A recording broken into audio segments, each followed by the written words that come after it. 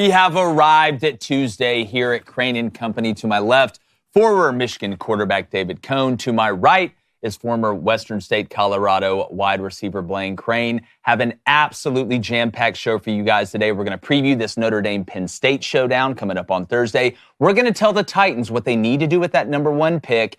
And David Cone is going to get a little schematical with another edition of Huddle Up. Blaine, tell the good people about the poll in the chat, I love when David gets a little schematical. Chat, what's up? Hit that like, hit that subscribe button. If you donate, it's on topic. It will get read. All donations will get read at the end of the show. We're going to have multiple polls today, and some polls you decide the winner. David, can we talk about that hotline, baby? We are going to be taking your live calls on the Hot Take Hotline. Those lines open at 3:50 Eastern, 2:50 Central. The number is 1-855-236-3228. Each caller will have a 60-second shot clock. Please call in. Give us your hottest take. Oh, that's great delivery. It's never DiGiorno. All right, it's Tuesday at Crain and Company. Let's get it, people.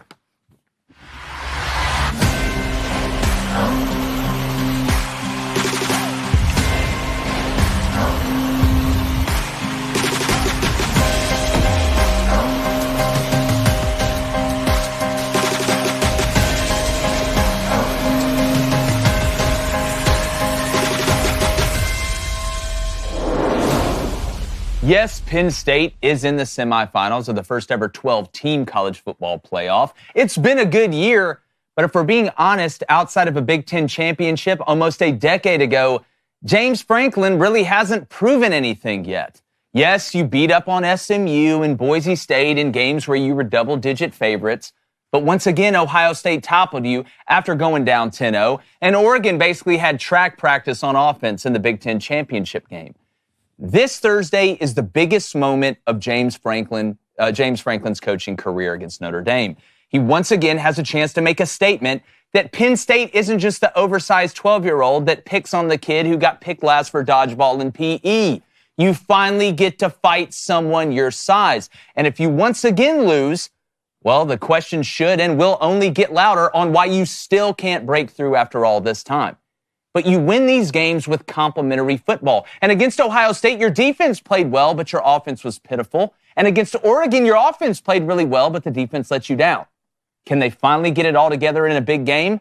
Well, for James Franklin and the Penn State faithful, they better hope so, or it'll be another offseason of woulda, shoulda, coulda after getting a smooth path in the first ever 12-team college football playoff. David Cone, you've got a PhD in the Big Ten. You've watched James Franklin. Nobody's saying he hasn't done a good job, but he has still, and it's been such a long time, I mentioned 2016, hasn't gotten it done to the level where I think Penn State fans should trust him. Am I right or am I wrong? Well, I'll tell you what he has proven, that you can win 9 seasons at Vanderbilt in back-to-back seasons. He probably should have just retired and written a book on that, and I think that the royalties off that would last him for quite a while. I'll tell you what else, man, 34 wins in the last 3 seasons, like that's a lot. This guy's a heck of a football coach. I'm starting to really get Jim Harbaugh-type vibes from him, and I know we've made that comparison. We made that comparison on the J-Boy Show a couple years ago, but remember, that was before Jim Harbaugh went on that run of beating the Buckeyes 3 years in a row, 3 straight college football playoffs, and this was at a time when James Franklin was in the running to get the USC job before Lincoln Riley took over that gig. Now we're in a little bit different situation. Jim Harbaugh won that national championship, took off to the NFL, and James Franklin's in that position where it's like, 34 wins in the last 3 seasons, 6 double-digit win years since I've been at Penn State, and yet for some reason, fans still think, hey, I haven't delivered the ultimate prize of a championship, and that's because the standard at Penn State is a lot like Michigan. We're here to win national champions, so I won't push back on the fact that you said this weekend is the biggest game of his tenure, because I do believe this is the time now. Go get this win and prove, just like we talked about with Brian Driscoll and Notre Dame, no one's going to respect you if you're Notre Dame and you beat Indiana. Just like with Penn State, okay, yes, we can acknowledge that Boise State was a good football team this year, but you're not going to get Penn State fans respect or the national media's respect. Go beat the likes of a college football semifinal game coming up. That's where you start to get the respect. Go beat the Notre Dames of the world or an SEC opponents of the world. That's where you can start to get the respect from the national media. Yeah, and playing in the national championship, just playing in the game is a step for Penn State, because, again, they've gotten locked out of it a lot of times because they used to have divisions in the Big Ten. Now they don't anymore. You can make the argument no team benefited more from getting divisions taken away than Penn State when they were over there with Michigan and Ohio State. Blaine, I think maybe an even more apt comparison in my mind is Brian Kelly a little bit for James Franklin. I mean, the biggest knock on Brian Kelly is that he can't win the big one. He'll win all the games that he should, but he can't win the big one. But even Brian Kelly has played in a national championship game with this Notre Dame team before he left to LSU after seeing Alabama in the tunnel. Well, yeah, there's a reason why even Penn State fans, or most fans, don't really respect James Franklin that much, and this is why you're 3-17 against top 10 teams. You're 1-9 versus Ohio State. You're 3-7 versus Michigan.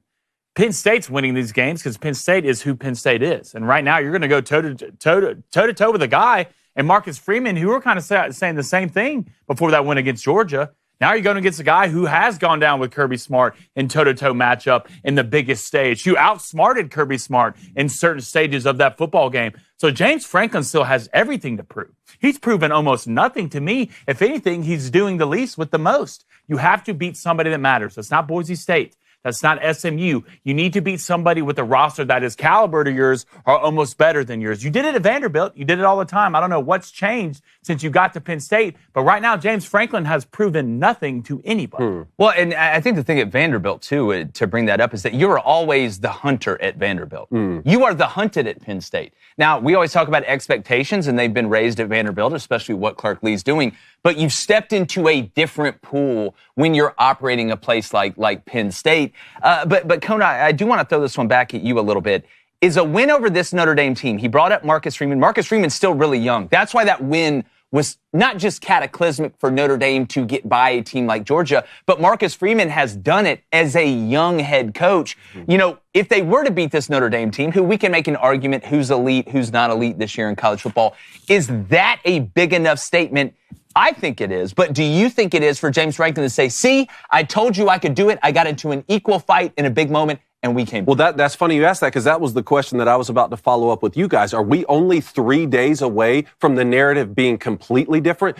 Hit me with the stat again against the top, what was it, top 10 or top 15? 3-17. 3-17. So if he wins this one, the biggest game we're seeing in James Franklin's career that would propel him to the national championship, he'd be what? 4-17? Again, is that good enough? Like, let's say they go to the national championship and they lose. And honestly, we're having a similar conversation with Ryan Day only 3 weeks ago. We are. Wasn't it? Now, just because they've come out in a 2-week span, they've looked like world beaters. Now, all of a sudden, it's like, well, actually, Ryan Day, we've forgotten that he can't beat Michigan, and we've forgotten that everybody wanted him fired just 3 weeks ago around Thanksgiving time. So that's my point is, are we only 3 days away? If Penn State beats Notre Dame, are we then, the narrative completely switches on James Franklin, regardless of what they do in the national championship? And then for Marcus Freeman, does it switch back on him again? Because right now he's everyone's darling because he beat Georgia. All of a sudden, if he loses in the semifinal, are we just back to square one where it's like, well, you still didn't uphold the Notre Dame standard of championship? Well, I think, and again, they've both been on this drought, it seems like, for those big, humongous wins in big moments. And we always hear the phrase, winning cures everything, right? Well, when you get to this level, beating the teams that you're supposed to beat, eventually that's not enough. If you take over a place that maybe wasn't living up to the standard of winning the games that you should have been winning, I think it hits a little bit different once you prove you can win the games that you're supposed to win. But I think we're past that with James Franklin. Now, as far as the narrative, if they were to, beat Notre Dame and then he loses in the national championship, I think that win kind of erases a decent amount of that doubt. It's not going to erase all the doubt in Penn State fans' minds, because there's some Penn State fans that'll say, well, Notre Dame's really not that great when you look at how it's not like we beat Ohio State, or it's not like we beat Michigan in the Big Ten Championship, or even beat Oregon in the Big Ten Championship. But I think if James Franklin wins this game, you can go back to your fans and say, look, we played in the semis against a legitimate team. It wasn't like Arizona State snuck in here and we beat them and then lost it. I think it gives you a little bit of leeway to go back to the Penn State fans and say, guys, look, I can win a big game against a quote-unquote big-time opponent playing in the national championship game, even if you lose, especially if it's a close loss. I know Penn State fans want to win every game. I'm not saying they're okay with moral victories or close losses. There's no such thing as a quality loss to me, even in college basketball. But I think, Blaine, you can at least go back to the Penn State fans and say, look, we did something that we haven't done in so long. Even in 2016, guys, when they won the Big Ten Championship, you didn't make it to the national championship game. So do you think beating Notre Dame is enough for him to go back and say, we need to stop worrying about this now? I've proven it. Yeah, I do, because of who Notre Dame beat. Notre Dame beat Georgia. That's a good point. Right? Beating Georgia, beating the Alabamas, beating the big dogs, that taste will last for a long time. And if you're a Penn State fan, there'll be nothing better than seeing yourself beat a team in Notre Dame who you can say what you want about Notre Dame, but they're still a top echelon college football team. And they team. beat Georgia. And who beat Kirby Smart in the biggest game of the biggest moment, went toe-to-toe and beat him. If anything, who Notre Dame beat in Georgia will give James Franklin the leeway if he wins this game, sit here and say, see, I beat a guy who just beat Kirby Smart in the playoffs. Well, and the flip side of that, if they lose, then that's where the losses to the Buckeyes and to Oregon will prop back up. Well, it just that can adds go it to away the if stat. you win. Those can go away if you win. Well, it's like me sitting at the blackjack table when the dealer once again kicks my ass. I'm just adding more chips to the stack of mine that he already had. So again, that's why. And I'm not trying to. We love Rhett Lashley and SMU. We had him on here. Boise State, what Spencer Danielson's done to kind of continue that tradition of them being successful, especially the way he got the job, being the interim that ended up getting it. You got to put respect on their names. But Penn State fans are not in this to beat SMU and Boise State. They're past that. They're done with the surface level stuff. They're done winning the games they're supposed to win. At some point, James Franklin's got to you-know-what or get off the pot. As far as Marcus Freeman, don't want to pivot too much on this, but I think the bigger question on Marcus Freeman is, can you consistently win the games you're supposed to and not lose to Northern Illinois or Marshall? Say what you want about James Franklin. He don't have that problem. If James Franklin will beat Northern Illinois like the first time you stole cigarettes from the gas station. It is the consistency for Marcus Freeman, but beating Georgia, that has put a huge feather early in the cap for Marcus Freeman and Notre Dame fans, like Brian Driscoll kind of mentioned that when we had him on. All right, going to get to the chat in a second, but guys, first, I want to tell everybody, we talk about New Year's resolutions. And some people are like, you know what? I'm sick of working for somebody. I want to start my own business. Or, hey, maybe you've had it on the back burner. You're ready to get rock and roll. And I have people hit me up all the time, after kind of starting a podcast from nowhere. Hey, I want to do that. How do I build my business up? Well, you need to start with our friends over at Shopify. All right, they're an incredible global commerce platform. It's a new year in 2025. I know some of you are thinking, how am I going to make this year different? Well, with Shopify, they take care of the stuff that you don't want to have on the periphery so you can make the main thing the main thing. Established in 2025, it has a nice ring to it, doesn't it? Speaking of rings, David, hit that button. Because when you sign up for your $1 per month trial period at shopify.com/Crain, that's Crain, it's not spelled like that stupid bird, and it's all lowercase, you can start making the money you feel like you should make. Because again, they make no-nonsense decisions, and they help you continue to elevate yourself to make the main thing the main thing. So go to shopify.com/Crain to start selling with Shopify today. That's shopify.com/Crain. David, hit that button one more again. Boom. Congrats, we rich, y'all. Start with Shopify. It's an easy play. All right, Blonde East, what do we got going on? All right, let's start with Stymie. Stymie, what's up? Big games. James Franklin seems like Brian Kelly of the Big Ten beats a team they're supposed to, but comes up short in big games. 1-13 versus top 5 teams. Well, and the comparison, again, I made the same one to Brian Kelly, but the difference is Brian Kelly has made it to the national championship game.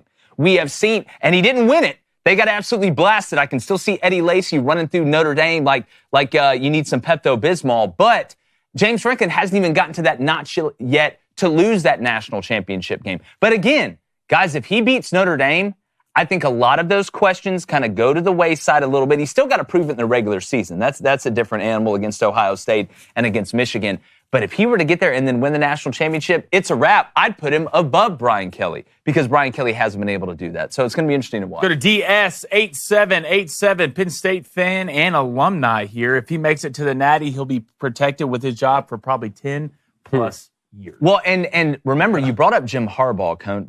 Jim Harbaugh didn't start flipping the script till they went to him and said, hey, we need some of this money back. You're not getting it done. Now, I do think it's different because, Ohio State and Michigan are such vitriolic rivals together, right? Penn State really doesn't have, I view Ohio State and Michigan as a rival for Penn State. So they don't really have that element. But, if he does lose this game, you can still say if you're James Franklin, hey, I made it to the semifinals of the 12-team playoff, but you still didn't get over that hump. So I'm glad a Penn State fan chimed in there because I want to know what that fan base is thinking at its core. But Jim Harbaugh was also losing to Michigan State and then losing the bowl game. Point. So it was really a three-headed monster. The Buckeyes were just at the center of that. But think about how much college football has changed since then. Now, there are no more divisions in the Big Ten. Penn State has benefited from that, and the playoff has tripled in size.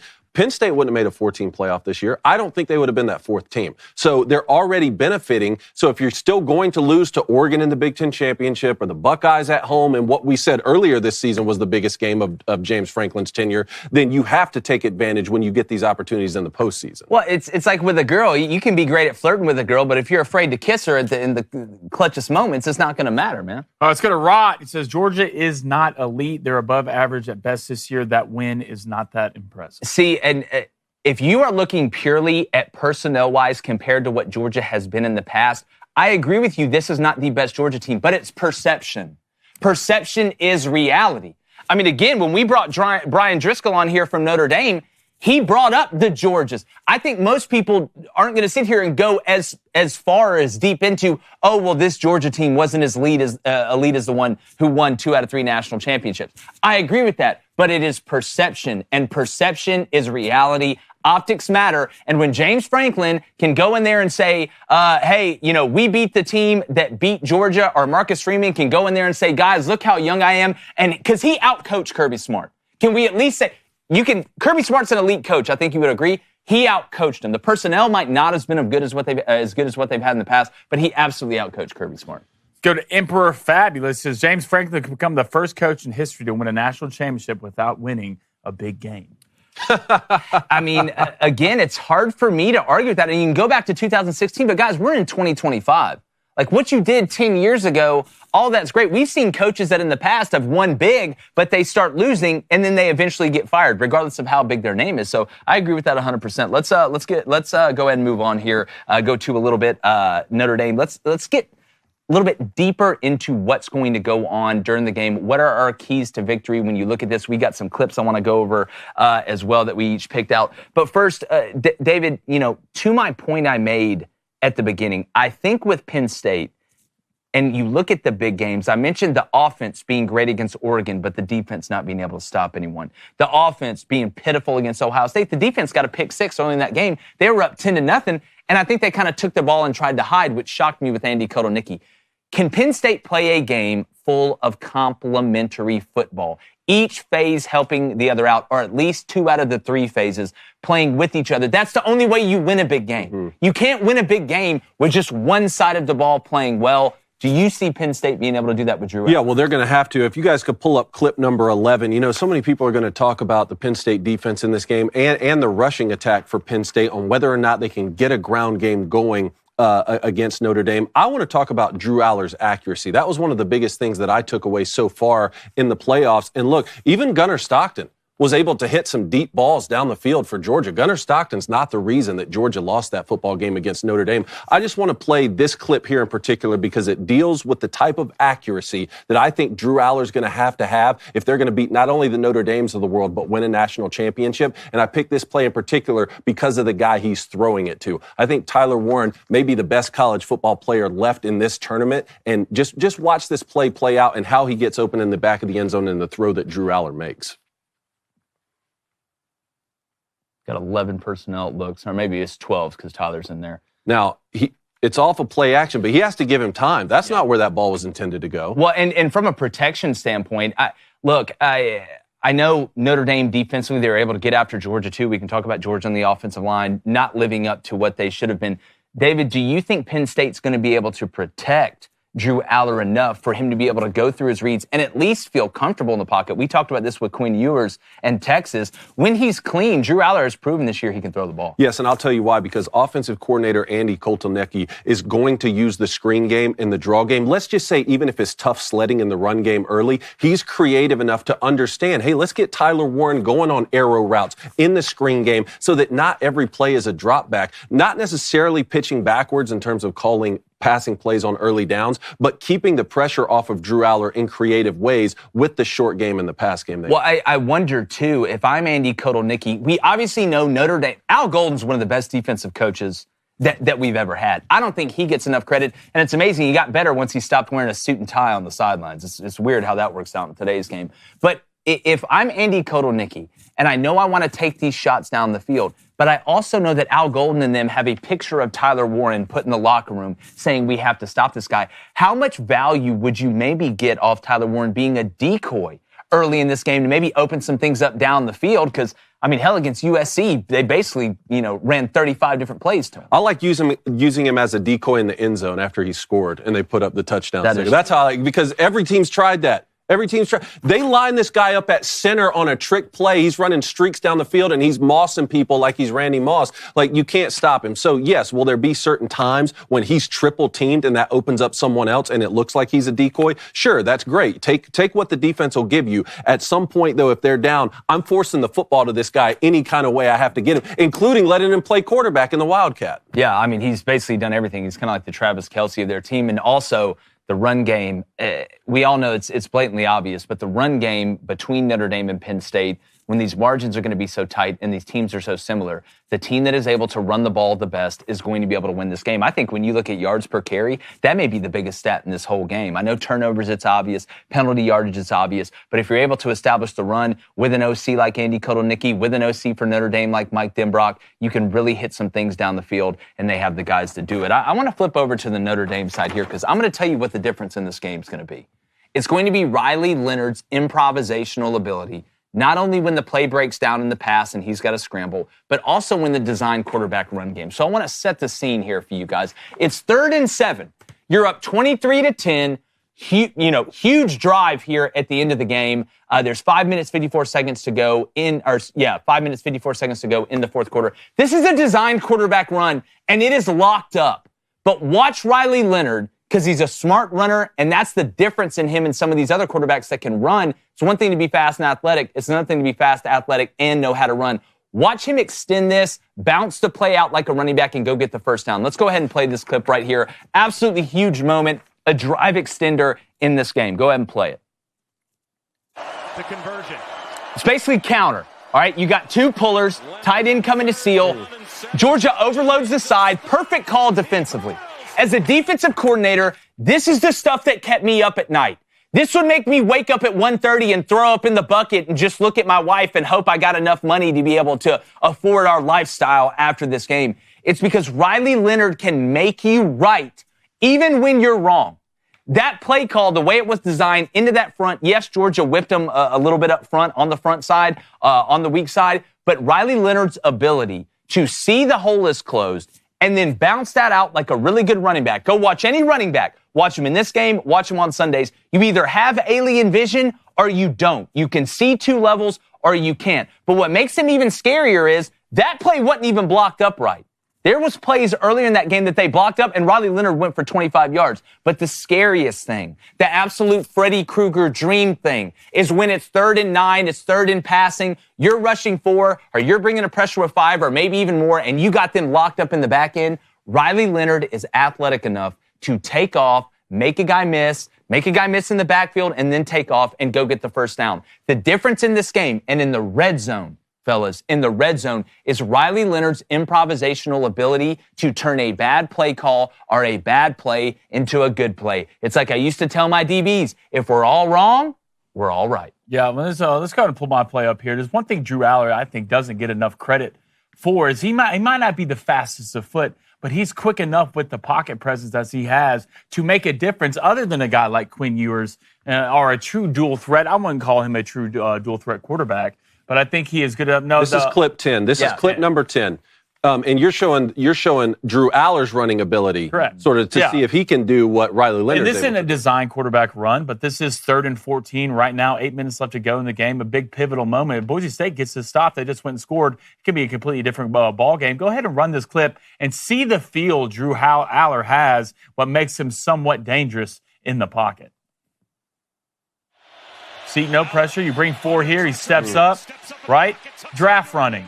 He might not be running fast, but it's good enough to puts a worry on your defense. And the one thing I do look at when it comes to keys to this football game, Notre Dame, you're going to have to bring pressure in this football game. I think Drew Aller and Quinn Ewers are probably the 2 worst quarterbacks in seeing pressure and actually know where to go with their hot route. But it's going to be interesting because Notre Dame likes to run a lot of man coverage. A lot of man coverage. You go back and watch that Georgia game, it felt like it was almost 80% man. But Georgia didn't have a guy who could be a difference in one-on-one on the outside or the inside. Penn State has that guy. All right, Tyler Warren, even if you double him, you have Wallace III, who made a couple big catches in that football game. He can stretch you. Yeah, right. He can stretch you. He can put worry on you in the back end. But right now, I think Drew Aller, a lot of people want to talk about Riley Leonard running the football. Drew Aller in the pocket, right, can make a couple guys miss, and it can be somewhat dangerous for Notre Dame. If you play a lot of man in the back end and that quarterback breaks the pocket, there's going to be 20-plus yards in front of him. Well, he's got that goofiness running ability. It's like Jameis Winston. It's exactly like some guys, when you run, goofy guys are harder to tackle, especially when they're big, right? It's because it's out of the routine. You're used to seeing guys that are fast, that are smooth running with the ball. Drew Aller's kind of got that goofy acidness that kind of works out. But I do want to ask you, Blaine, I know we got to get to this poll, but do you think Notre Dame, and you brought up man coverage, I think that's a great point. When your backs are turned, if you get past that first layer, there's a lot of green grass, even if you're not the fastest guy. But do you think this is more about Drew Aller extending the play within the pocket from Notre Dame and not taking off, especially when they bring pressure? Or can he get away with what he just got away with against Boise State when they're playing Notre Dame? Well, I think he could do both. I mean, at the end of the day, if you're a quarterback, you want to make the right decision. Sometimes you do need to break the pocket if it's man and go run for it. And sometimes you do need to extend the play and let your wide receivers and tight ends make a play or get open, if it turns into a QB scramble drill. But we can say all we want about this football game. It's going to come down to who can control the trenches. And one big thing that did surprise me, go back to the Indiana versus Notre Dame game. Notre Dame is fast. They're fast and athletic. They can get sideline to sideline very quickly. But Penn State is a downhill running football team. Nick Singleton is a downhill runner. Katron Allen is a downhill runner. So it's going to be a little bit different how bread gets buttered in this football game. And I can't wait to see who can actually stalemate who when it comes to up front. Yeah, I'll show one last play to complement what you're talking about with Riley Leonard. This is clip number 12. And I bring this up because Penn State's not going to lose this football game by refusing to at least attempt to shut down Notre Dame's run game. Like, James Franklin's you have enough coach. Like, they're beating Georgia when Riley Leonard throws for 99 yards. Let's at least try to make him throw the football, right? And especially in a game where we don't know if Jeremiah Love's going to be 100% for Notre Dame, the RPO game, I think, is going to be huge, especially if these Penn State linebackers are just screaming downfield and trying to stack the box. This is an RPO that Riley Leonard had success with against Georgia. This was right after the strip sack fumble against Gunnar Stockton. Play this, because I think this is an area where Riley Leonard not taking deep shots downfield, but if they're starting to creep up and try and shut down that quarterback counter, you can find success on slant routes behind them. Chance to add to a 3-point lead. Play fake. Leonard in the end zone. Touchdown Irish. Perfect. Well, it is, and they did it, Cone, out of a heavy personnel look. And if you go back and watch Georgia right there, I'm still, in my mind, and Kenny Dillingham actually talked about this a little bit too on the fourth down play that Texas hit that they scored on. If I'm going to go man-free right there, if you're going to take the risk of taking that high safety to jump that down window, like Georgia just did, because that's man-free, buddy. That is man on the outside with one guy in the sky. I don't know how you missed that, but the fact that Riley Leonard was able to recognize that out of a heavy personnel look, even though it is man-free, that's the most dangerous thing to me, because remember, what was the knock on him even after the Northern Illinois game? You don't know what you're looking at down the field. If Riley Leonard can look at that second level and make good decisions, they become way, way more versatile on offense. And look, Jadarian Price is a great back. That Love injury, that's going to be interesting to monitor as well. But speaking about interesting to monitor, let's get to this poll before we move on. All right, who will win this game Thursday, Penn State or Notre Dame? Right now, Notre Dame 73%. Notre Dame 73%. Penn State 27%. I saw a guy from DraftKings who kind of helps, monitor the lines with them. He's kind of embedded with them where they're talking about how much money publicly is on Notre Dame right now. Here's what I don't want people to forget. Yes, Notre Dame played really well. Yes, they beat Georgia. They got a strip sack right before halftime when it was 6-3. They scored on that play that you just showed. They ran the opening kickback of the second half. So you really stole 14 points. So let's not act like Notre Dame just went out there and threw peanut butter and jelly at Georgia and were just able to whip their ass consistently. They caught some breaks. Can Penn State make Notre Dame have to catch those breaks in this game as well? That's something we Great teams do what? Find ways to win. And I think Notre Dame deserves a lot of credit, even with Gunnar Stockton at quarterback, even if this Georgia team didn't look like the Georgia team we're used to seeing, and beating a Kirby Smart team in the playoffs. No matter how you beat them, you found a way to beat them. Yeah, just a heads up, we're going to be live streaming this game from Mission Cigar and Social, just like we did the Notre Dame Indiana game, which y'all blew out of the water. We had over 300,000 views on that one. So we're going to have a heck of a time Thursday and Friday as well for the Ohio State-Texas game. But I hear a little fourth down alert in my ear, Coney. Maybe it's time for a little bit of punt or go. Punt or go. This is our debate segment. Each of us will make a statement, and the other guys have 60 seconds uninterrupted to either affirm that statement by going for it or reject that statement by punting it. The first one up here, our hometown Tennessee Titans, boys. They've locked in the number 1 pick. Remember, like, they drafted Will Levis a couple seasons ago. They've locked in the number 1 pick, and now they fired their GM. So Rand Carthen gone. They're going to stick with Brian Callahan as the head coach, though. I want to focus on the number 1 pick aspect of this, though. The statement is the Titans should take a quarterback with the number 1 pick. Punt or go? I'm going to punt. And look, I know Cam Ward's a hell of a player. I think he's got the highest ceiling. I know Shadur has a chance, I think, to go in the NFL if he'll stop holding the ball so daggum long and be effective. But nobody is thirstier for a quarterback right now than the New York Giants and the Las Vegas Raiders. So the Giants, when you look at it, they have the 3rd overall pick because the Browns have the 2nd. They have Deshaun Watson, even though that deal was disgusting. We talked about that. But the Raiders are sitting at 6. If you're the Titans, there's so much that's wrong. It's not just like you're 1 quarterback away from winning a Super Bowl. There are problems all over the place. You just fired your GM that you hired like a year and a half ago.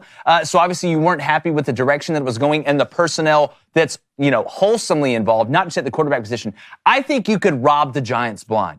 But I think you may be able to rob the Raiders even more. And we know in the past that the Raiders will throw the bag to go get 1 person. They make crazy decisions. If I'm the Titans, we need more help than just at quarterback. And go get look what Sam Darnold's doing for the Vikings. Go get an older veteran. I think that's the move here. Punt or go?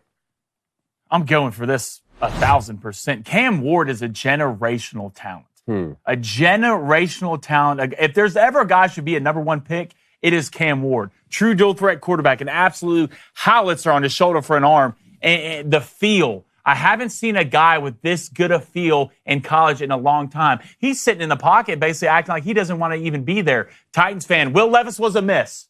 It was all 3 guys sat on this show and told you Will Levis was going to be a miss. You don't pass up at the bar who's a 10 out of 10 and she loves to cook and she loves watching football and betting. That's who Cam Ward is. Titans fans need a quarterback. You are a running football team. You have Tony Pollard. You have 2 good backs. Your offensive line is not terrible. Your defense is not terrible. What are you missing? You can't pass up on a guy like this. Whatever picks you think you're getting will not be even close to the difference that Cam Ward can make for the Titans. Well, obviously, you're not saying they should pass up the number 1 pick with a quarterback because they should stick with Will Levis. You were not. Oh, no, not at all. You're saying go get a veteran and go get more picks. So do you just not see Cam Ward as the generational talent that Blaine does? I mean, if Joe Burrow was coming out number 1 this pick, would you say Titans still move down and get out of the number 1 pick, or would you draft Joe Burrow? Well, look, I heard everybody say Caleb Williams was a generational talent, but the Bears have so much wrong with them, it's not going to matter. If this was basketball and you could go get a generational talent like LeBron James, 1 guy can win games. If this was baseball and you could go get Shohei Ohtani, yeah, take him with the number 1 pick because 1 guy can win you games, especially when he pitches and he hits. But that's not the situation the Titans are in. You know who has a house in Nashville? Maybe a guy we're going to talk about next named Aaron Rodgers. Maybe you go get him, a guy that you can say what you want, we're going to talk about it, and put pieces around him with these picks. 1 guy cannot go win this game. Cam Ward is not going to magically make the Titans a Super Bowl contender. You have to build the house with a foundation, and then you put the nice stuff around it. You put a basketball goal in the driveway. You put hardwood in the living room and all that. But until you have the pieces around that guy, and I think it's the timing. The moment is now where you can rob the Giants, who didn't win a division game for the first time in like 20 years, rob them blind. Go get Aaron Rodgers. Go get, we'll see what happens with the Vikings and Sam Darnold. Go get an old head. Use those picks to build a base around you. That's how you build the house the right way. Malik Willis didn't work. Will Levis looks like it's not working. Do you think Cam Ward or even Shadur Sanders, do you think there are a number of quarterbacks they could take who could do for the Titans what's happening in Washington right now with Jaden Daniels? Or is that just a completely different situation because he's that great? I think it's a completely different situation. I think Cam Ward will be the foundation for the Titans. You can't pass up on a guy like this. Cam Ward will be your foundation, and you build around him in the next couple of years. I'm watching Joe Burrow basically do it by himself with Jamar Chase. Yeah, they didn't make the playoffs.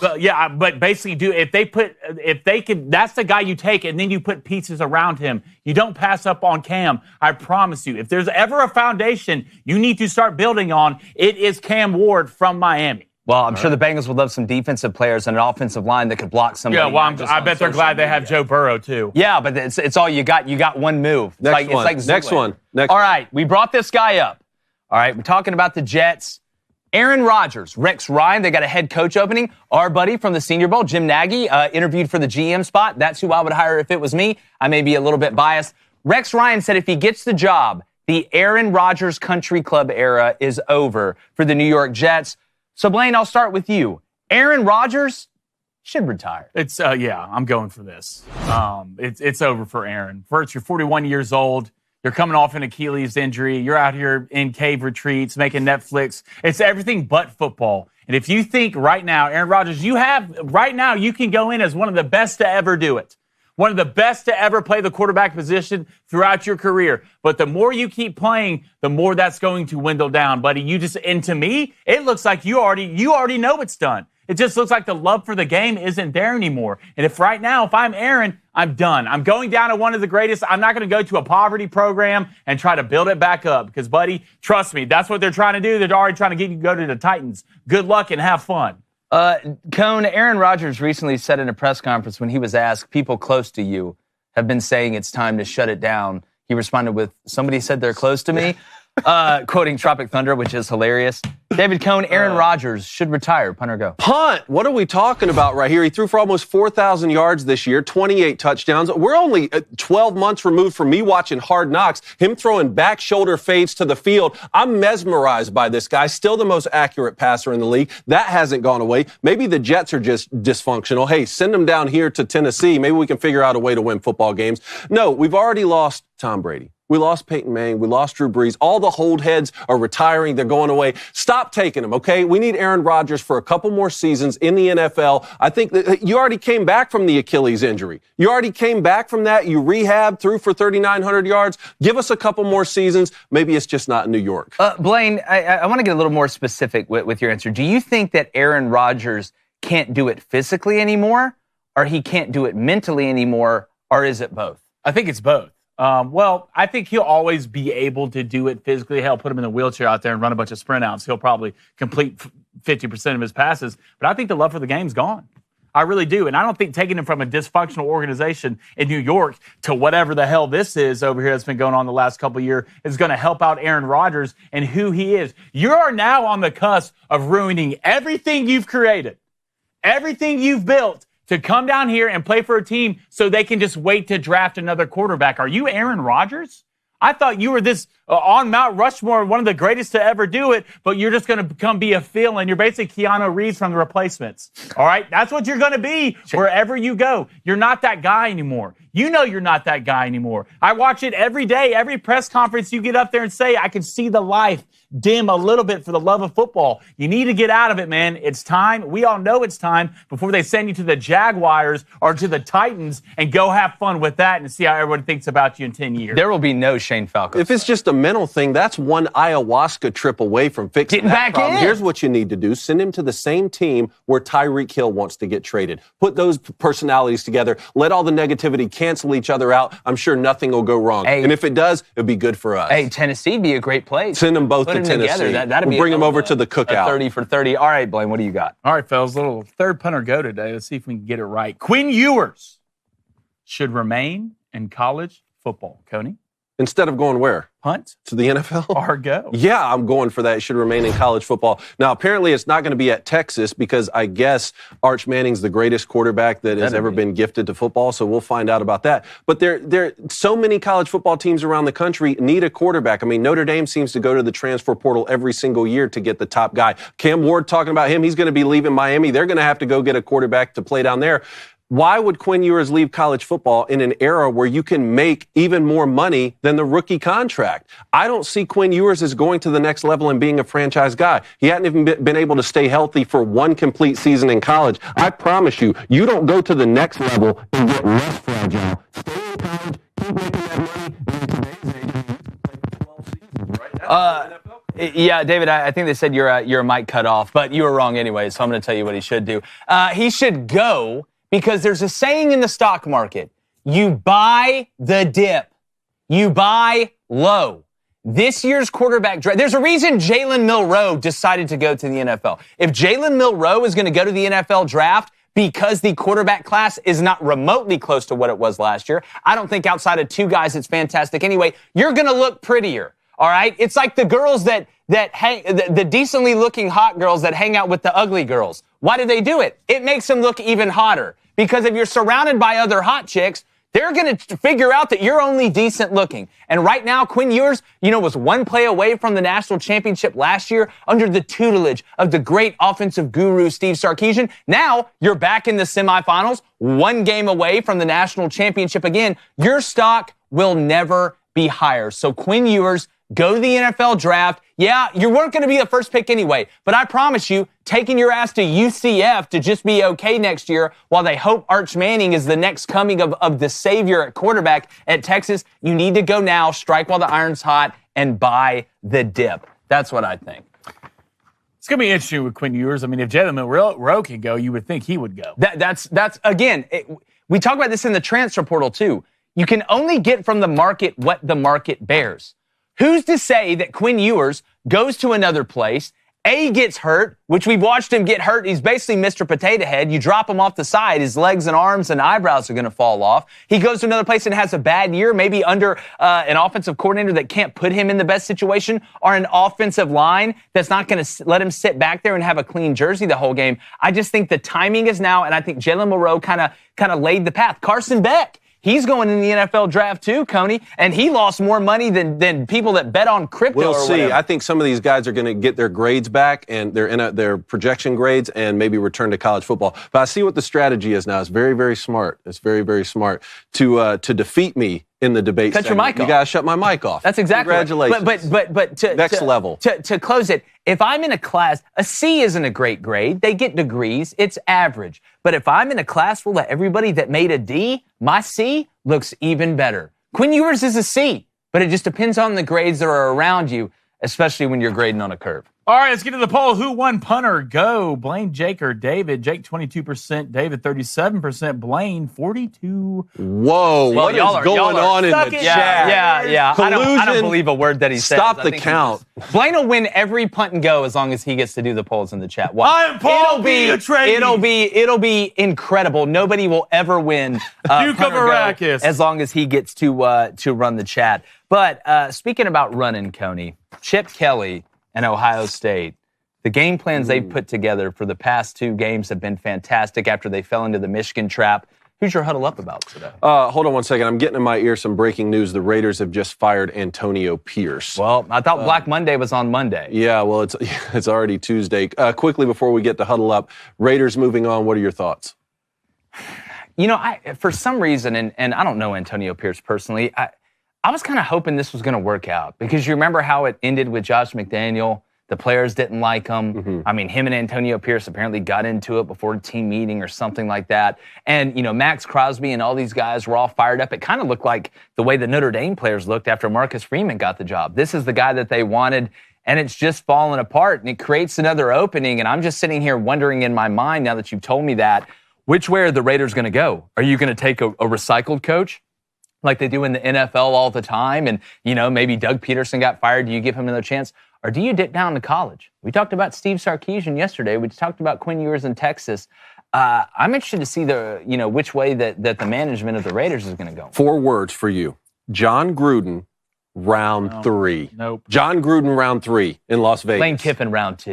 Yeah, Lane Kiffin, round 2. There is one guy I am trying. Well, excuse me. There is 2 guys I'm trying to go get, and I will throw whatever money I can at him. 1, Nate Oates. It'd be a great fit there. We talk about it all the time. 2, Ben Johnson.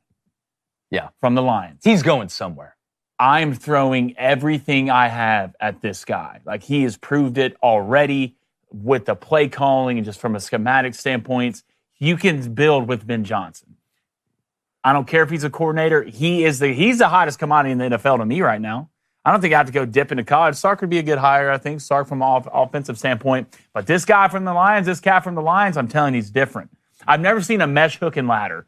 Well, and I saw it the other day and couldn't believe it. Just this, I'm telling you, Ben, right now, it would be at the top of my list. Hey, permission to go back very quickly to the first punter go. Now, if I'm the Titans, I am for sure trading that number 1 pick because I'm looking at the Raiders sitting here at 6. If it is Ben Johnson, he's going to want his guy. Mm-hmm. If I'm Ben Johnson and I'm having to choose whether I'm going to go, the Jags have Trevor Lawrence, and they got the 5th pick. The Patriots sitting there at 4. They've got Drake May. The Giants are at 3. We talked about that. Brian Daboll obviously hasn't been fired. But if the Raiders are going to bring in an offensive guy, and I think Ben Johnson is probably the top of the top. If you're going to take a guy that's a coordinator in the NFL right now, they are for sure going to want a quarterback to come with him. So if I'm the Titans, that's making me even hungrier and hungrier, who are sticking with Callahan as their head coach to trade that first pick and see if I can get some really, really high. And maybe you could go from 1 to 6 and still go quarterback with your first pick. I don't think the class is deep enough to do that, but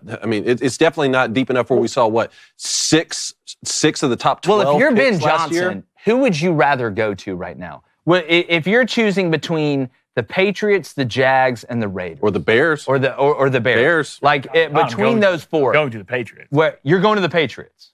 Yes. Why? Because they know what it's like to win a championship in the last decade. These guys don't. They just hired a guy that's Rod Mayo. They won championships with. Robert Kraft does. It's still the same guy who owns the team. Well, he just hired Rod Mayo and fired him after 1 year. So does he still know? Jerry Jones won a Super Bowl 85,000 years ago. Now the only thing he does well is have guest spots in the Landman show. I guess the question is, whose future do you believe in more, Trevor Lawrence or Drake May? I mean, when Jim Harbaugh was leaving, the Chargers just a bright spot Caleb right Williams. there. Or that. Yeah. Exactly, between those. Yeah. If you're not wanting to take the chance of drafting your guy. But then again, if it's an offensive guy, maybe he wants to draft his guy. All right, that was some breaking news. On to the Huddle Up. This is a play from the Rose Bowl. I mean, Buckeyes pretty much unstoppable in that game. I think this was the 3rd touchdown they scored. Huddle up, Buckeyes fans. Let's get in 12 personnel and go gun, Z to rip bunch, waggle 116, kitty, X cop. This was an incredible 43-yard touchdown by the Buckeyes against Oregon in the Rose Bowl. Let's break it down. It's 2nd and 5 here, so the whole playbook is open. OSU comes out in 12 personnel, so that's 1 running back and 2 tight ends in this rip bunch formation. And we're going to go ahead and motion that Z receiver across the formation. He ends up running the kitty route, the comeback route there to the field. But just watch pre-snap here, how this motion affects the defense, widens them out a little bit. This gives Jeremiah Smith that extra little bit of leverage pre-snap. And he's there on the ball, and he gets a free release after the snap. What's a free release? No one is pressing him. Right there. No one is making his route difficult or affecting his timing. He gets to push freely up the field 15 yards, and he takes advantage of this one-on-one against the free safety with this cop route. So that's corner to the post. And from there, Will Howard, he's working this waggle mini roll action, spins, sets his feet, throws back across the field for a great touchdown pass. When Chip Kelly is calling plays like this and the Buckeyes are executing them this well, they're really tough to beat. This is 12 personnel. Gun, Z to rip bunch, waggle 116, kitty, X cop. Great stuff, Coney. I think the game plan, if you're Ohio State, we beat to death them falling in the trap against Michigan where they were trying to prove an emotional point and show that they could out-physical Michigan or they weren't softer than Michigan and they fell right into the trap. I just don't know how, because I want to ask you guys who Jeremiah Smith reminds you of, but I just don't know how you don't feed this man. I know you got Quinshon. I know you got Travion. I know you got Carnell Tate. I know you got Igbuka. I know you got G. Scott. But this guy, we talk about generational talents. I mean, you can give this guy a free release in the slot. You can put him on the outside in press coverage. I don't know how you don't give this guy 40% of the touches every single game. He's absolutely incredible to me. But who does he remind you? Is there anybody that sticks in your mind? Who were we talking about the other day? I've heard Julio Jones. Yeah. I've heard... He just seems like a combination Not quite of as tall Calvin as Julio. Johnson. He's almost a combination of Calvin Johnson and Randy Moss to me. Like, he has the size of Calvin Johnson, but he has the ball skills of Randy Moss. Like, he has the speed of Randy Moss, but he also runs with physicality like Calvin Johnson. Larry Fitzgerald a little bit, too. He's faster. I think he's quicker than Larry. But his hands just I really so steady. It's just, I don't know if we've seen a guy this young. I guess Julio Jones is somewhat of a good comp, but I think he has better ball skills than Julio Jones. I don't think you're crazy to say that. Now, I know a lot of people overreact to certain players doing certain things, but, I asked you guys, who you reminded you of, and there's really not one answer because he does everything so well. It's like he took he's like a Monstar. Like he went down and just started taking all the abilities from everybody. What is he bad at?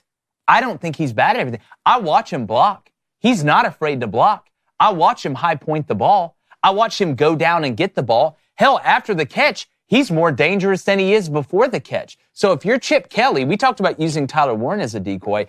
I mean, not that you want to just use Jeremiah Smith as a decoy, but you talk about opening it up for other guys. You showed him that motion, how everybody in Oregon, it's red alert. They're doing something with this guy. Then you turn around and hand it to Quinshad Judkins on the backside with that offensive line.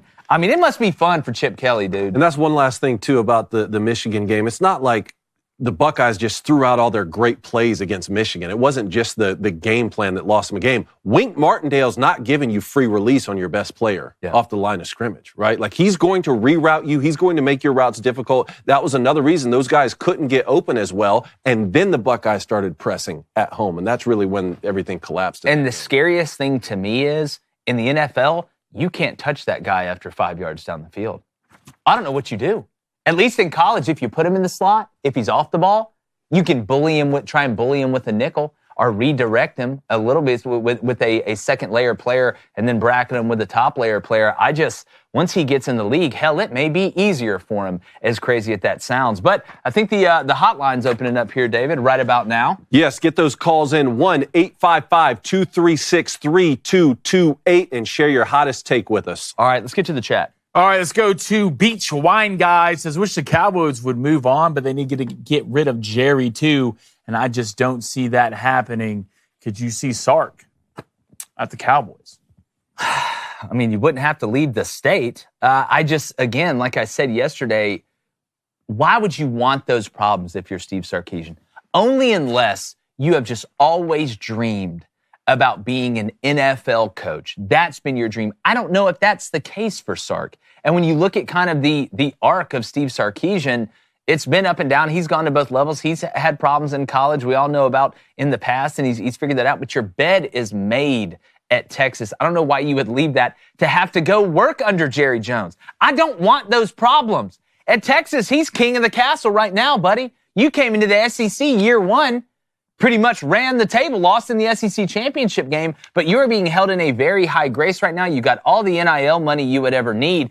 But you talked about you wish the Cowboys would move on. I believe he's probably talking about Dak Prescott and then Jerry Jones. This is why when you gave Dak that contract, we sat here and said, we think you are absolutely nuts. Not that Dak Prescott isn't a great player or a good quarterback. Not that the market isn't overly inflated, thanks to the dumbassery of the Cleveland Browns. But you overpaid that man, just like I think the Jags overpaid Trevor Lawrence.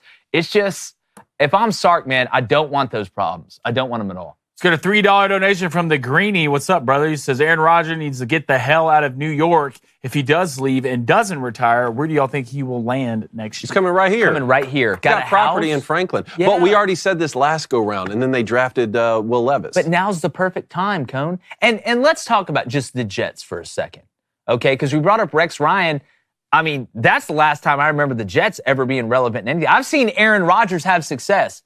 I haven't really seen the Jets have a ton of success in my lifetime. So I think, you got a new GM that's going in there, which means you're not going to be his guy at quarterback. We talk about this in college all the time with athletic directors and head coaches. If I'm a head coach and I'm kind of struggling and the athletic director gets fired that hired me, I'm worried because I'm not that new AD's guy. And you're bringing in a new head coach as well.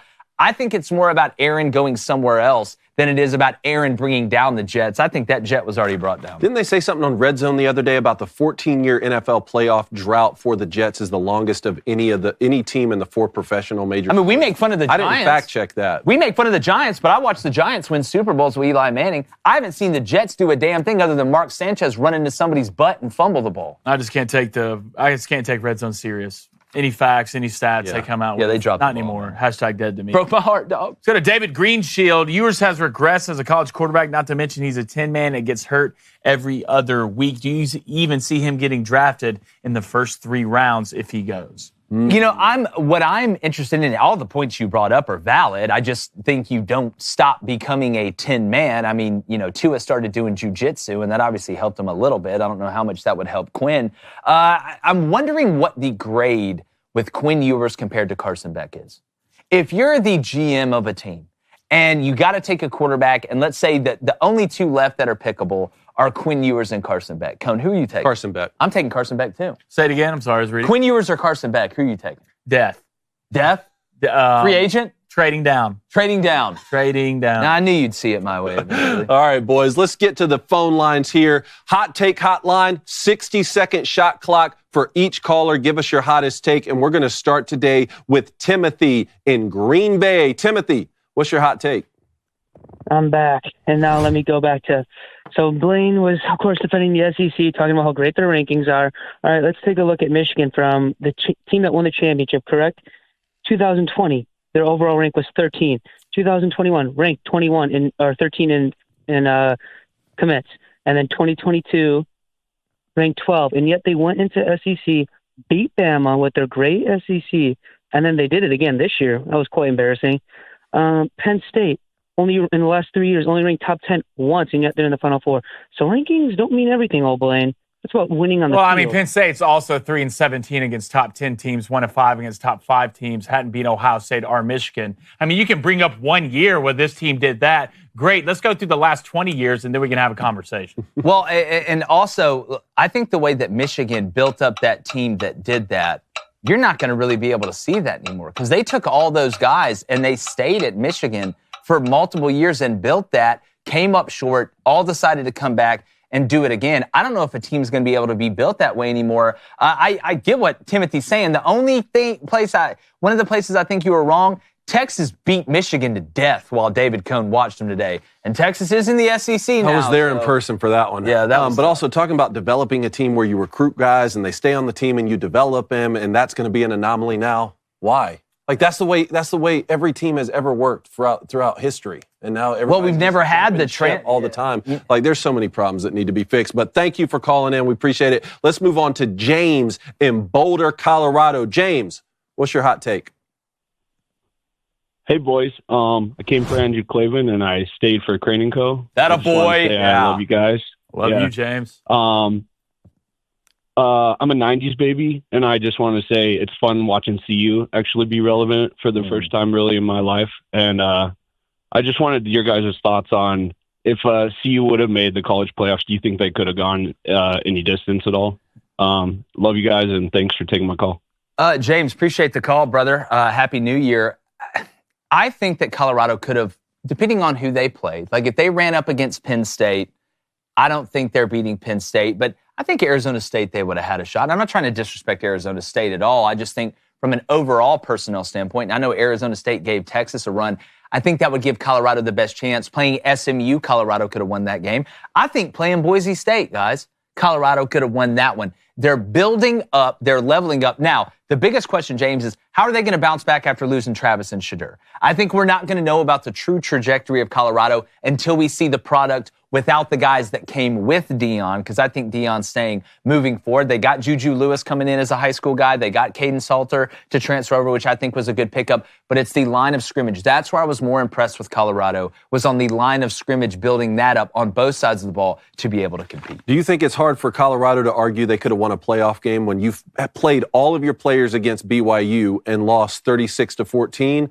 Or is there just a different mindset with bowl games that aren't playoff games? I think there's a different mindset with bowl games that aren't playoff games. At least to me, like I could care less about bowl games. We can sit here and do hypotheticals, and you tell, well, hell, Colorado. But the 2 top 5 picks played in the game. What, do they just cared less about it? Like, they couldn't even score against BYU. They couldn't even score in the first half. I mean, you think they cared as much about it? I don't think they did. Then why are you out there playing? That's when your dad's Deion Sanders. That's when you really get hurt. Well, I think your dad's Deion Sanders. He's making you play, and I think Travis is basically an extension of their family, and he's also making them play too. What do you say? I mean, they got. Well, I know there's a difference between the bowl games and the regular season, and the bowl games and the playoff. But let's not forget, BYU beat SMU too, and SMU made the playoff. I know there's a difference in the regular season. I get that. I think Colorado, if they would have played well, they could have. I don't think they're beating Ohio State. I don't think they're beating Tennessee. But when it comes to SMU and Indiana, I think that there was a chance they could have. SMU. They got stopped by BYU. All their players played. Again, this is the whole hypothetical matchup. Well, if we just create a hypothetical, we'll win every one of them. Well, I mean, I do. It's not like their 2 best players opted out. Like that, I understand. Well, I don't think he was framing it as 9 times out of 10 Colorado's going to win this playoff game if they play SMU. But I think if Colorado would have played SMU, that they could have won that game if some breaks would have fallen their way. But that's a hypothetical game. Yeah. What if both teams play really hypotheticals. well? So you think South Carolina could have beat SMU, Boise State, or Arizona State? Well, as long as they don't have to really play the games, yeah, they're undefeated. Well, just the opt-outs. That's why the opt-outs ruined this. Legitimate answer, Dave. Do you think South Carolina? Before South Carolina played Illinois, I thought South Carolina was going to wax them. And it didn't happen. Before Colorado and BYU played, and you told me that Shedeur Sanders and Travis Hunter were going to play in that bowl game, I thought this score would have been reversed and then add some for Colorado. But those just weren't the case. Well, that's the problem with the opt-outs in Michigan, Alabama. I thought Michigan was going to be in a similar situation as Florida State last year. All your first-round picks aren't playing. Jalen Monroe's coming back in this bowl game in the ReliaQuest Bowl to set the tone for 2025. Alabama's about to kill Michigan. It just didn't happen. Yeah, that's why the opt-outs in the bowl games makes it so hard. And Travis and Shedeur played, and you brought that up, and that is a valid point. But that's why these opt-outs kind of suck, because you don't get it. That's why I tell everybody, it's like, oh, well, my conference won the ReliaQuest Bowl, and they won the OnlyFans.com Bowl, and they won the My Dad's a Doctor in a Small Town Bowl. That's great, but half the other team didn't play. But opt-outs affect everybody. That was a good game, by the way. That was a great game. I love that bowl. All right, let's go to Jimmy in Alabama. Jimmy, 60 seconds. What's your hot take? His brother, the singer. All right. What if we took every single FBS school, divided them up into 6 conferences: Northwest, Southwest, North Central, South Central, Northeast, and Southeast? All 6 of them, conference champions, get an auto bid into the playoff, and then we have 10 at-large spots for a 16-team college football playoff. What do you fellas think? We call them the Bloods and the Crips. Yeah, I haven't been to South Central in a while. Glad I didn't have to go back there. Again, it's funny because on one hand, I'm like, oh my God, that's blowing up everything. That's changing everything. That's going to be so different. But I look at college football now with a 12-team playoff, with NIL, the transfer portal, junior college doesn't matter. It's already been blown up. So Look, I think there's multiple ways to slice this thing. I mean, we have people that call in all the time and say, hey, 702 called in yesterday and gave us this format. I really kind of need to see it visually. Mm-hmm. And that's what you brought up yesterday. I don't think there's a lot of just horrible ideas, but I do think, I would much rather have a more NFL-like model if we were going to go that way and the way that they do it than having to break it up even more than the NFL model does. It's just going to make it tough. Which, you guys, look, we respond to y'all as much as we can on social media. Send us physical copies of these breakdowns and these graphs so we can see. Not that anyone with authority and power is breaking down our door right now to ask our opinion, but trust me, they listen, and as the the sport begins to change more and more, guys like us, they're going to ask our opinions on what we think could be the best thing for college football. There's going to be problems that need solving. You know what? That's a great content play too. We should take, if you have an idea about your playoff format, send it to us on social, and we'll rank them. Yeah, we'll do like a top 5, like Jimmy from where Alabama. Jimmy, you may be 3rd ranked. That's a good content idea. I like it. All right, let's move on to Charles in Staten Island. Charles, 60 seconds. What's your hot take? I actually had a question. Would you keep, if you were running the Jets, would you keep Aaron Rodgers in a backup quarterback role for next year? And also, what do you think happens with Devontae Adams if Aaron retires? Aaron Rodgers is causing so many problems that now they think about backup quarterback. You think Aaron Rodgers is just going to sit there and be a backup? Let's play it out real quick, though. I'm Rex Ryan. You're Aaron Rodgers. You're fat. Yeah, Aaron, look. This missing mandatory minicamp is this is for the birds. Your country club is over, and actually, we want you to be second string now. Well, 1, no. 2, you're fat. 3, you're fat.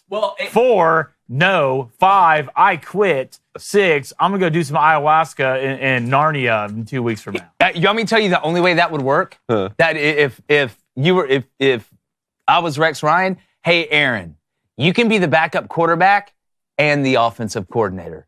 Make it a Jackie Moon situation. You get to call the play. I think Aaron Rodgers would be fine with calling the plays. You can't just ask him to be the backup. Are you kidding me? That's like hiring the drunk to be the branch manager. I don't need him calling plays, man. You don't think Aaron Rodgers could call plays? I think he could.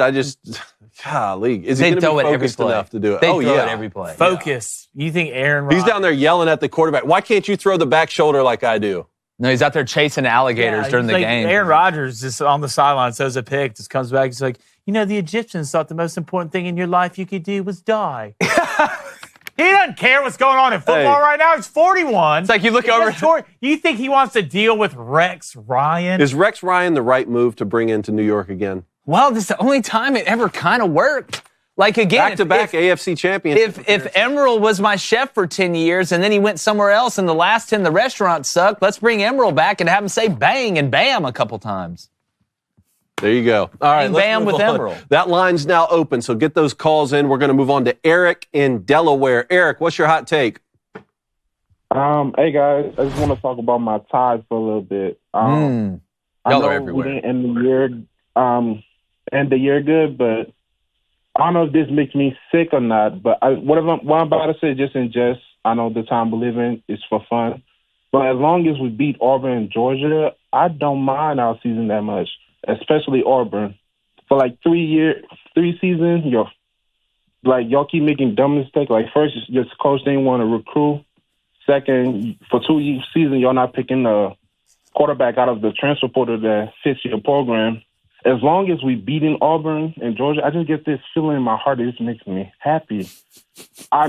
For now, I know our standard is national championship, but going 9-5 and seeing how Auburn sucks right now, I don't know how you guys do it. Like, keep your sanity. But I'm just happy. Hey, dog. Keep outside. Keep Eric. Hold on. Can we keep Eric on the line? Hold on. Keep Eric on the line. Keep me outside. Can we keep Eric on the line, or did we lose him? Here's what I was going to ask him. Okay, first off, you sound like an Auburn fan. Okay. Second off, I get it if it's 1 year, but what if it's like 4 straight years that you beat Auburn, but you don't make the college football playoff? Are you cool with that, or would you want to fire the coach? Because most Bama fans I know, they view themselves as better than Auburn. They view themselves as better than Georgia. They view Georgia as trying to copycat what Nick Saban did because Kirby Smart was at Alabama, right? You even look at Steve Sarkisian at Texas, who was at Alabama. Nick Saban basically resurrected him, speaking about the Egyptians. But I just wonder how long that can go, though, with most of the fan base when you view yourself through the prism that Alabama fans do, and really they should with all the winning that they've done. I feel like I just got jumped. Yeah. You got verbally jumped. As bad as it's been going, if y'all start creeping down to the territory where you only have to beat us in Georgia and you're not worried about natties, it's working. All right, let's move on to Ben in North Dakota. Ben, what's your hot take? I bet it's freezing. Hey, gentlemen. It is very cold. Hey, thanks for taking my call. First of all, sorry about your guys' bets last night, but go Bison. Hey, one of us, Baby Cone hit. Baby Cone hit when you hit the over. Look, over, baby. Come on. I bet with my heart, my buddy's the wide receiver coach at Montana State. Are we just running the clock out and kick a field goal there? Why are we scoring a touchdown? Yeah. I was so angry. Great game. At least Ace knows what's going on. Yeah, that's true. Hey, Jake, are you on call to the hospital? You got your beeper on? Bro, it's funny. It's funny. We were talking about this. I got to keep my phone by me, and my wife obviously watches the show and knows what time it is. So if she calls me, something is up. But we got live streams on Thursday and Friday. The due date's on January 9th. We got a doctor's appointment Thursday morning. I'm going to know a lot more by then. But yeah, I'm basically like James Bond. I'm just staring at my phone every 3 minutes, wondering when I'm going to have to go somewhere. Got some Hunger Games vibes. 10 seconds, Ben. Hurry up, man. Yeah, my take is that Cam Miller should have won the Walter Payton Award over Tommy Millott. And I would love to get Cohen's take on that, being an experienced player. All right. Yeah, well, you beat us to it a little bit for Fit It in a minute, but I had this written down when we got to it. Quarterbacks Cam Miller and Tommy Millott combined for 650 yards last night and 7 touchdowns. Well, They're both getting it done. You remember what North Dakota State did to Colorado on offense, too? Mm-hmm. I mean, when's it time? Okay, North Dakota State, you need to come on. Just come on up. Come on, it's time. I think Montana State, even though they haven't won nearly as much as North Dakota State, come on up. Come on up to the big leagues. There's some, I mean, we got, look at what the Mountain West did happen going to the Pac-12. We have all these other teams that are coming up. Sam Houston's up here, where I coached at South Alabama's up in the Sun Belt. It's time for North Dakota State. Let's come on up, buddy. But Tommy Millott, first of all, he played great last night, and he's a heck of a player. And if you saw that video, after he won that award, how his team responded when he got back to the hotel. Yeah. I mean, that's not, you can't fake that. No, when the real. Entire team is around you with their iPhones celebrating with you, like that's the part of the game that I miss the most. All right, that line's now open. Get those calls in. We're going to go to Mike in Colorado. Mike, what's your hot take? Hot take, if you want your Jeremiah Smith comp, it would be Travis Hunter if he didn't play defense. Well, go ahead, Mike. But yeah, so I mean, halfway kidding. I know the kid's amazing, and I mean, he's got to be the favorite for next year's Heisman too at this point. But my question is, who do you think takes Travis in the draft? Do you think it's somewhere where Tennessee can sit? Anything in my mind to get him away from Cleveland at this point? Yeah, I think you and Travis both agree on that point, actually, Mike. You know, I'm just, in my mind, a lot of it depends on what you need, but I think a lot of people keep landing on Cleveland because they think either the Titans are going to take a quarterback or they're going to trade back to the Giants, let the Giants go to one for them to take a quarterback. I think it's Cleveland. It just looks like the Browns right now. And I don't think Travis Hunter's the type, you know, to pull in an Eli Manning and say, hey, I'm not going to this team. I don't think he's the type to do that. I just keep going through it. I go through all the scenarios in my head. If you look, just to go through it quickly, the Titans are at 1, the Browns are at 2, the Giants are at 3, the Pats are at 4, the Jags are at 5, and the Raiders are at 6. Don't think the Jags are going to take a quarterback. The Patriots aren't going to take a quarterback. The Browns aren't going to take a quarterback. The Titans, we still got to find out. I'm just wondering, if he doesn't go 1, how much value could Cleveland get if they were to trade back to somebody else who wants Travis Hunter? Maybe even the Patriots. Maybe the Patriots want him when they make their decision. I just keep falling on Cleveland right now because he's the best non-quarterback player in the draft. What do you say? Are we positive Cleveland's not going to go for a quarterback? I was going to ask that question, too. They may not be in a position where they're able to because of how much they paid Deshaun Watson. Salary cap's not a real thing, David. We all know that. Okay, well, yeah. But money is, and you threw a lot. But the main point you're making is if money is not a consideration just with salary cap constraints, is it time to move off from Deshaun Watson and it's a failed experiment? That's what you're saying, I think Deshaun looked terrible when he was back. Deshaun Watson hadn't looked like the same guy in Houston since that case started. That's a fact. That's a fact. Absolute fact. So how long do you keep gambling on that it could turn around, though? Look, and I think Travis Hunter is going to be a great piece. You're not going to be wrong if you draft Travis Hunter. But I do think if Cam Ward is still available at 2 or Shedeur Sanders is still available at 2, I wouldn't be surprised to see a Browns team take one of them. Well, do you think the Titans would trade back to the Browns to go to 2 and get some value because they think the Browns are going to take Travis Hunter and they're fine if they do want to take a quarterback with Cam Ward or Shedeur Sanders? That's what's so fun about the draft. There's so many different scenarios that can play out. All right, let's go to Michael in Alabama. 60 seconds. What's your hot take, Michael? Hey, if as we start to Miss America, Auburn can win out championship basketball. Which pulls got the boys going?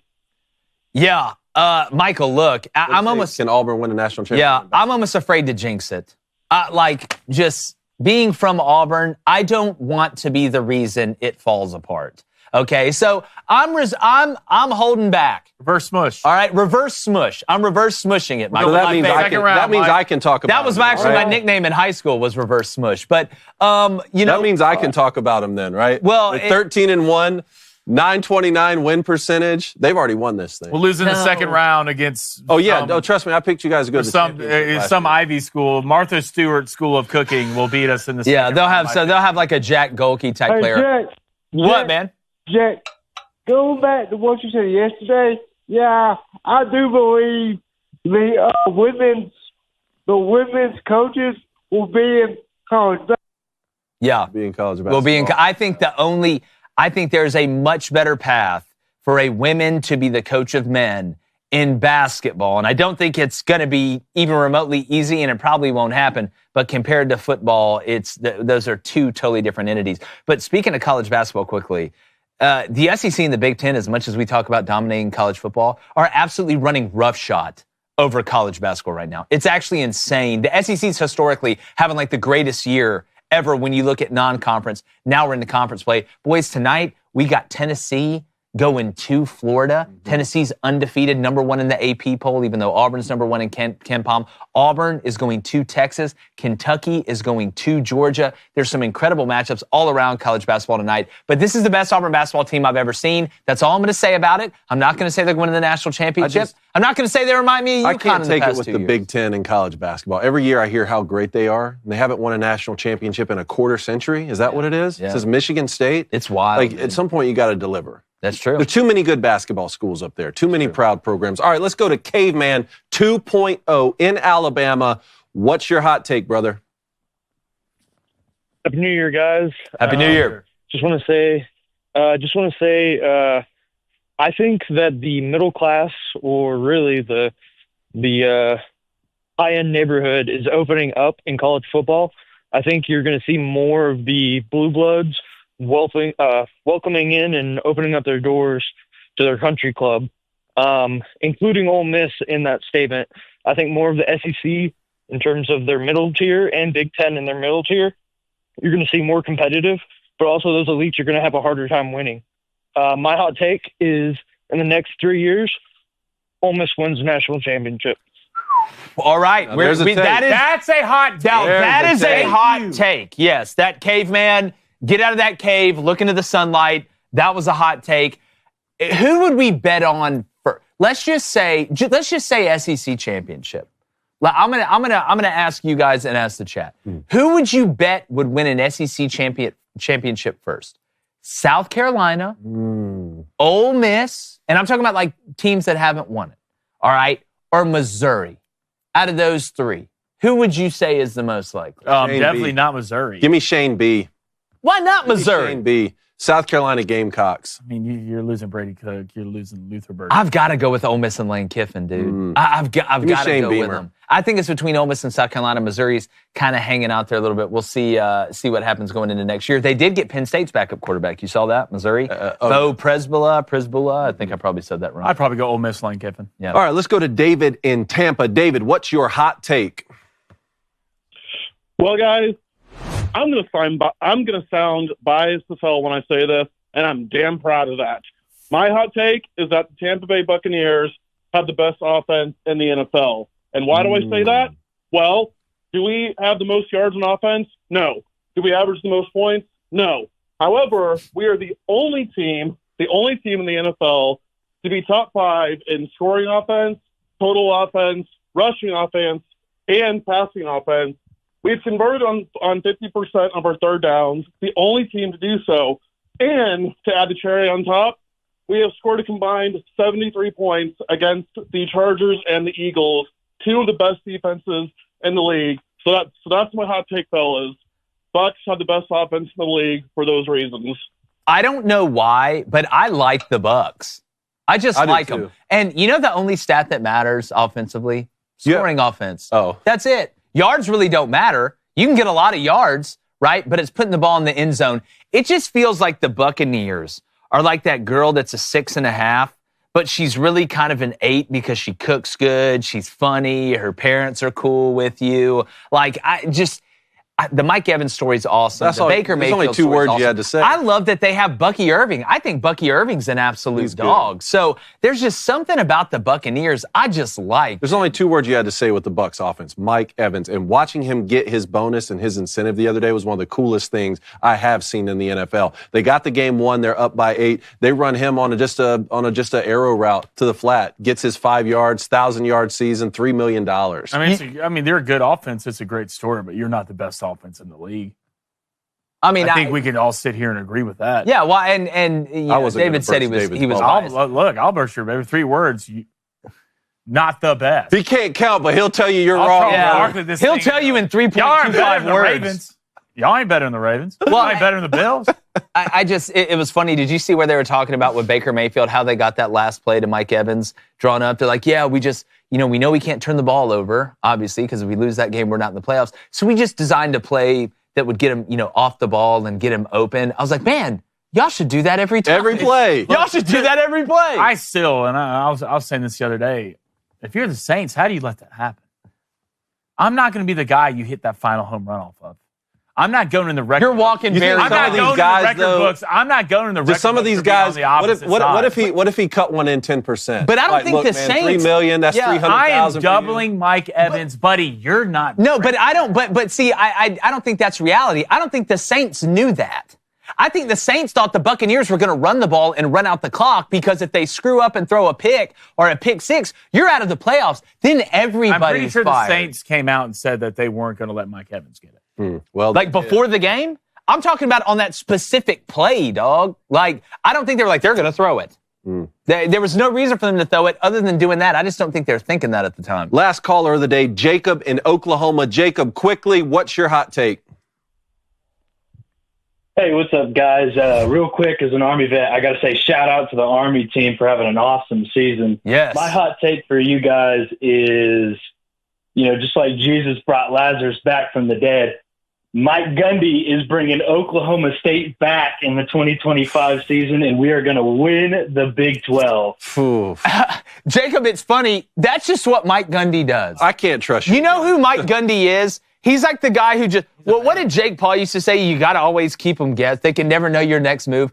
It's like when Mike Gundy has expectations, they're awful. And then people get super pissed that he didn't live up to expectations. Then they have no expectations. And Mike Gundy goes and plays in the Big 12 championship. Yeah. That's what he does at Oklahoma State. That's probably, Jacob, a good bet with the way Mike Gundy has rolled it. But again, dude, 2 straight days. Fantastic calls on the Hot Take Thanks hotline. for calling in, y'all. And my hip isn't asleep I'm from surprised sitting Jake down. Paul came up with the saying, you can never let him know your next move. No one said that before. No one said that before him. That's crazy. Did nobody? Well, I didn't look back at the theology of who came up with that phrase. Well, I don't think you have to look back at the theology to know. So he didn't. You know for a fact he didn't come up with that phrase. Yes. Who came up with it? I think it was Shakespeare.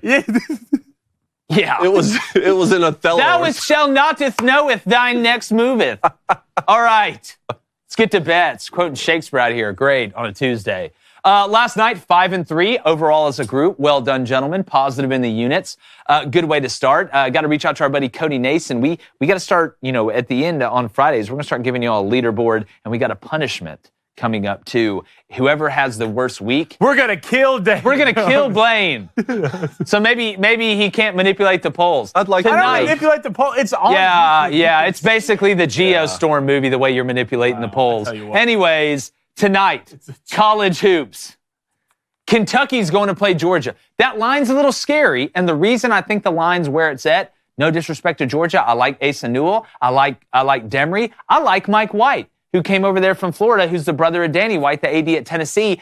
Kobe Brea, who's the best sniper we've seen since Chris Kyle, listed as questionable. The guy who's having a historic three-point shooting year, who hit 7 out of 9 against Florida. Give me Kentucky -2. I still think they're going to win. I still think they win, even if Brea doesn't play because he has the flu. And we all know sometimes guys play better when they have the flu. That's the greatest NBA player of all time, Michael Jordan. And then also, give me Florida at home tonight against Tennessee in an absolute banger. -2.5. I bought that down a little bit. It was at 4. Walter Clayton Jr.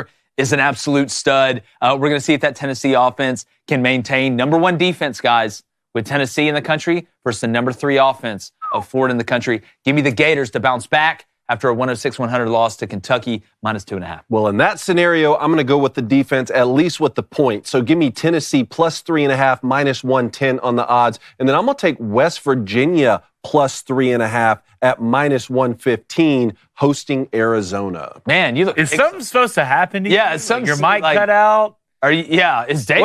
Is someone trying to get rid of you, Dave? Did I do something to y'all over Christmas? Someone's break? got Because you're 6'6" and said kitty 3 times today during your. Yeah. You know what happens? It's like saying Bloody Mary. That's what our comeback package is called, okay? It's like going back in the bathroom and saying Bloody Mary. Kitty, cat, panther. All right, let me see my bets today. 1-1 yesterday, the overhit. Yeah, look at you. Yes, Blurry Blade. You know whose wasn't? Chabayas. Pittsburgh +14.5, -115. They're going on the road, but I think it'll be a close game versus Duke. And I'm also taking the over, a little double game matchup here, over 143.5. That's going off at -110. All right, Ace, 2-0 yesterday, coming in hot, also pixelated. It's a win for your boy already. He's going to go Kentucky -2.5, -115. Love that bet. Then Georgetown. Got a big one tonight. I think they're going to Marquette, I believe. Yes. At +12.5. I love some, like our buddy Timmy B, I love some good old-fashioned Big East basketball, fellas, because the Big East is still a thing in college basketball. +12.5. That's going off at -115. All right, Coney, you did an incredible job yesterday at the end of the show in Fit It in a Minute.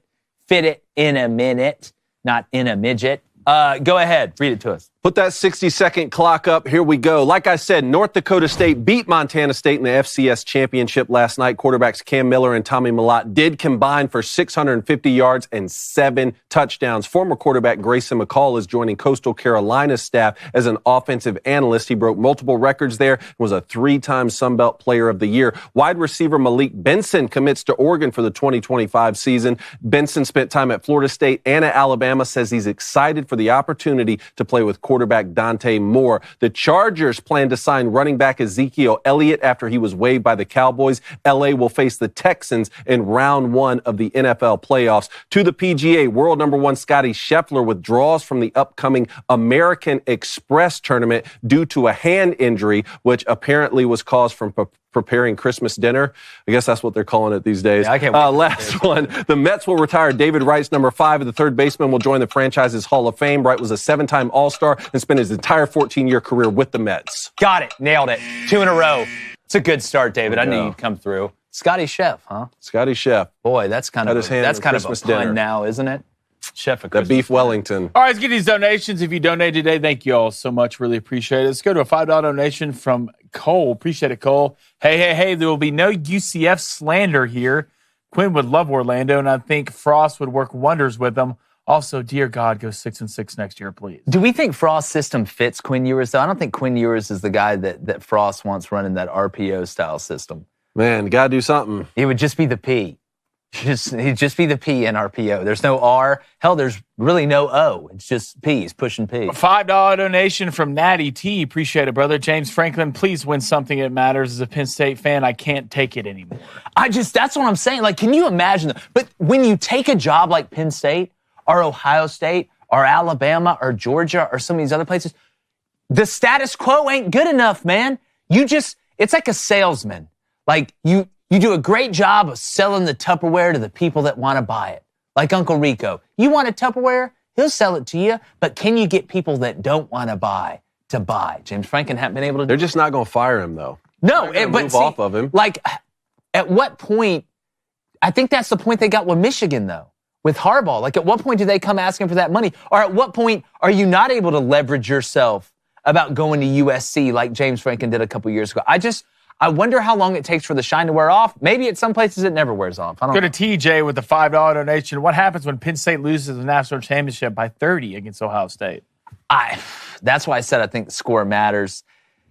I think it'll be a lot more about Ohio State than Penn State. I agree with that. Ohio State's probably dragged everybody in the playoffs. That's exactly right. Because Ohio State was just going straight B to A on everybody before that, with Tennessee, with Oregon. We'll see what happens against Texas. I think it makes that landing a little bit softer, but, Penn State fans are still going to be pissed, but I think getting to the Natty, that's Brian Kelly's claim to fame right now. I got to the Natty. Yeah. Hire me. $5 donation from Jim. Appreciate it, Jim. The Giants are taking Shedeur without question. They need to keep Malik Neighbors happy, and this would be the best draft pick for them. Well, I don't know if you saw Malik Neighbors' reaction to the reporter asking him about Shedeur Sanders. He looked at him with a, kind of like he smelled a fart and said no comment. Really? I don't think Malik Neighbors likes Shedeur Sanders. I think he wants Cam Ward. Why? Because he's smart. $5 donation from Caleb. Appreciate it, Caleb. NDSU alum here. Go Bison. They are now 10-14 in the FCS. Not sure I've ever seen a championship game walk-off, 1-off on a walk-off punt. Now, listen, what North Dakota State has, and it's still multiple head coaches. I mean, guys, Matt Ince was just at USC, who just got hired to be a head coach. I'm forgetting where right now, but it's a pretty high up place. It's not like they had one really good coach. Kleiman at Kansas State was at North Dakota State. They've been able to maintain this success through multiple head coaches, which I think is the most impressive thing. Bama went on their run with Bear Bryant. Then it was kind of, no. Then they went on a run with Nick Saban. North Dakota State's just racked them, regardless of leadership. I think that's so incredibly impressive. All right, last donation of the day, a $5 donation from Don. Appreciate it, Don. I heard Blaine on the radio, and now I'm watching y'all's show. Definitely hit that like and subscribe button.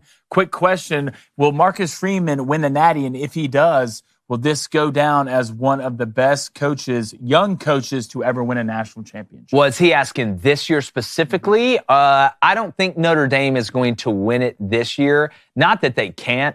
They're just not going to be my pick. But I think Marcus Freeman, because of the way he recruits, because of what he's kind of brought, this kind of versatile swagger to Notre Dame as opposed to just a bunch of big, bulky, Big Ten type guys with one good skill player, I think Marcus Freeman will win a national championship at Notre Dame during his tenure. I agree. Really believe that. All right, fantastic show today, guys. Great calls once again. Got another jam-packed show tomorrow. Remember, we are live streaming the semifinal games, Notre Dame, Penn State on Thursday from Michigan Cigar and Social. And there's supposed to be a snowstorm on Friday, but we're still going to try and get it done. I'll get the snowmobile out of the garage that I've secretly been hiding from my wife and drive it down there if I had to. It's not so secret anymore. We appreciate y'all and like the chances of the semis not being an absolute blast. We're going.